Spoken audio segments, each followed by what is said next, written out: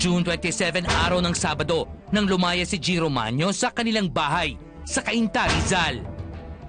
Inamin ni Daddy Andrew Manyo na nagkaroon sila ng maliit na away bago umalis ang aktor. Ayun kasi parang nga siyang yung wala sa sarili. Sabi ko sa kanya, Jiro, wag mo naman akong ganong binabastos anak. Iba nakako yung mga sagot-sagot mo sa akin parang wala kami sa lugar At saka isa pa lahat kami dito binabastos mo na kami na lang tumutulong sa iyo, nagmamalasakit sa iyo. At saka sabi ko, wala ka naman pupuntang iba. Pagkatapos namin sabay labas. Pinipigilan ko po siya, kaya lang sabi na ko, hayaan mo muna. Tumambay nga siya dyan sa may bakery na hintay ko kung babalik ko. Wala. Tuluyan na palang malis.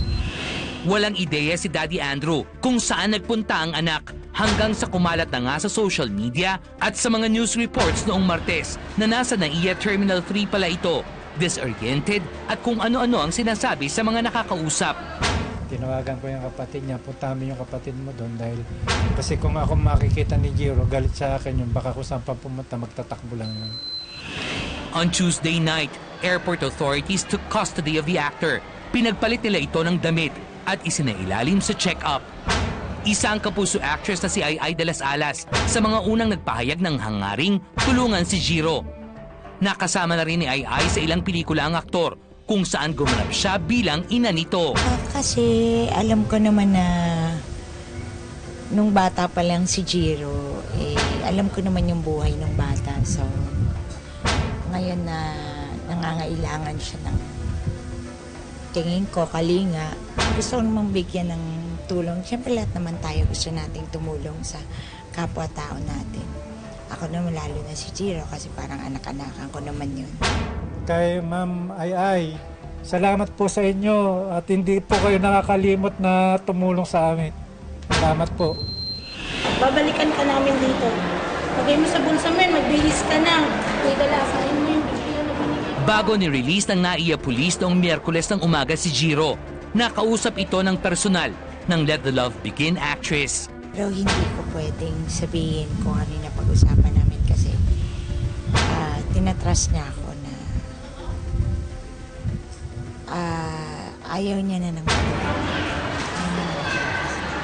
naguguluhan siya. So, respetuhin na lang natin yung gusto niya na tahimik na lang muna tayo. Pansamantalang nakatira ngayon si Jiro sa dati nitong teacher sa Mandaluyong City. Ngunit ayon kay Daddy Andrew, bukas ang pintuan ng kanyang bahay sa anumang oras na gustuhing umuwi ng kanyang anak. Bilang ama ni Jiro, masakit sa kalooban ko nang nangyayari kay Jiro ngayon. Alam ko wala akong pagkukulang kay Jiro. Lahat ng suporta ibinigay ko kay Jiro. Yun nga lang ang depression ang nangyayari kay Jiro doon sa mami lola niya. Kaya sa mga bumabatikas na sabi sa akin na wala akong kwentang magulang, hindi ko po pinabayaan si Jiro. Marami pong makakapagpatunay niyan sa pagpapalaki ko kay Jiro. Minahal ko po ng todo-todo si Jiro kahit hindi ko tunay na anak. Yan po ang masasabi ko sa inyo. Sana, wag na po sana ninyong ng pagkaano kay Jiro dahil hindi niyo po alam ang history ng buhay namin. Sana tulungan mo naman sarili mo. Ikaw lang makakatulong sa sarili mo. Kung gusto mong muling gumaling, sana tulungan mo yung sarili mo. Dahil gusto rin namin na mapabuti ka.